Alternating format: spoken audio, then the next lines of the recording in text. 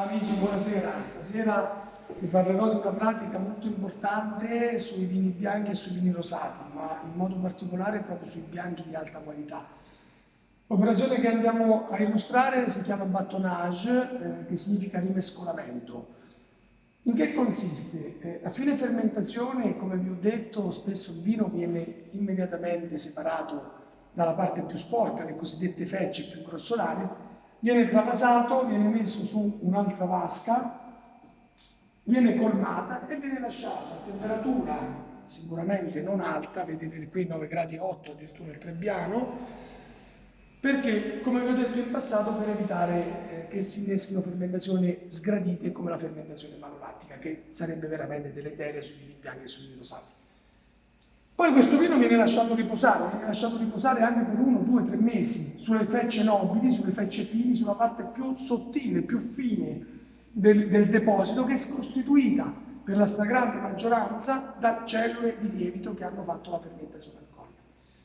Perché lo lasciamo riposare su queste fecce, su queste cellule di lievito? Perché dopo circa 8-10 giorni dalla fine della fermentazione, le cellule di lievito, non avendo più zuccheri da fermentare, muoiono, non hanno più nutrimento a disposizione.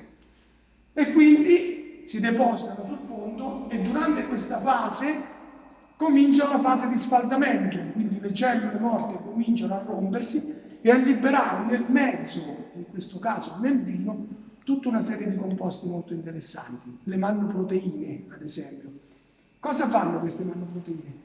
Sono dei prodotti che vanno ad ingrassare il vino, lo rendono molto più robusto, lo rendono molto più sapido in bocca.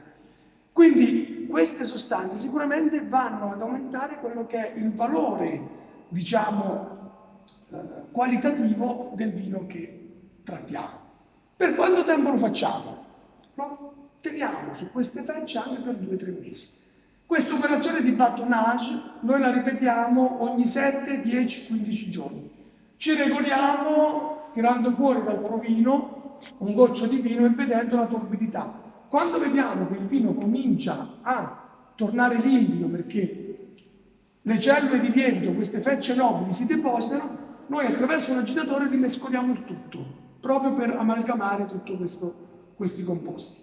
L'abbiamo appena fatto sul Trebbiano d'Abruzzo, l'abbiamo appena fatto su un vino atto a controguerra passerina e adesso vediamo sul pecorino, che è il vino bianco per noi più importante, quello che per noi è la vera punta di diamante.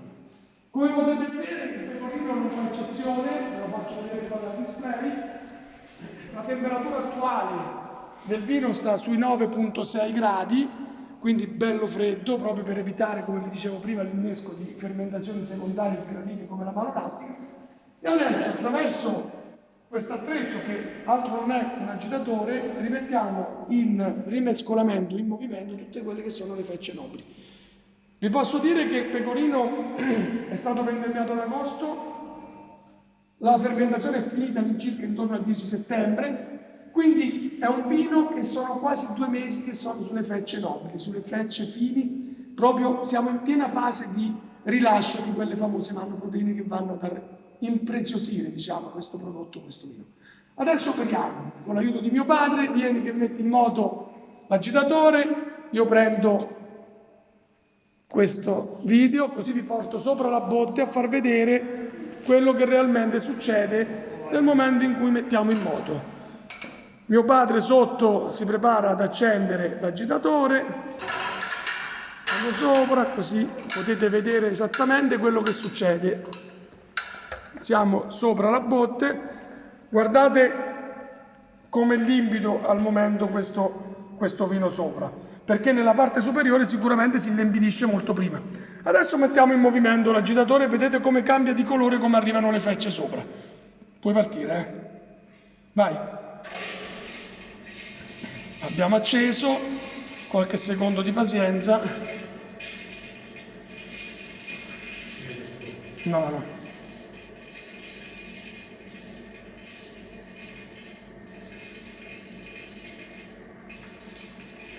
Non so se si riesce a vedere attraverso la fotocamera, fra poco dovrebbe... Ecco qua che arrivano sopra, vedete come cambia colore? Eccolo qua, guardate come si rimescola il tutto da sopra. Penso che si vede veramente molto bene, dà molto l'idea. Ecco qua, le fecce che si rimescolano in modo perfetto con tutta la massa. Lasciamo girare per qualche secondo. Oramai la massa è omogenizzata, possiamo spegnere. Spegni. E riscendiamo sotto. Guardate com'è torbido rispetto all'inizio, come invece era tutto molto più limpido. Ecco, abbiamo fatto questa operazione di battonage, probabilmente la ripeteremo ancora una volta fra 10-15 giorni, poi quasi sicuramente lo lasceremo stare per altrettanti 15 giorni per arrivare a metà dicembre per cominciare a prepararlo attraverso un travaso e con delle chiarifiche cominciare a programmare poi quella che è la stabilizzazione proteica tartarica e quindi preparare il vino per andare in bottiglia inizio anno. Ciao amici, è stato un piacere, vi aggiorno sempre sulle nostre operazioni di cantina. A presto, ciao!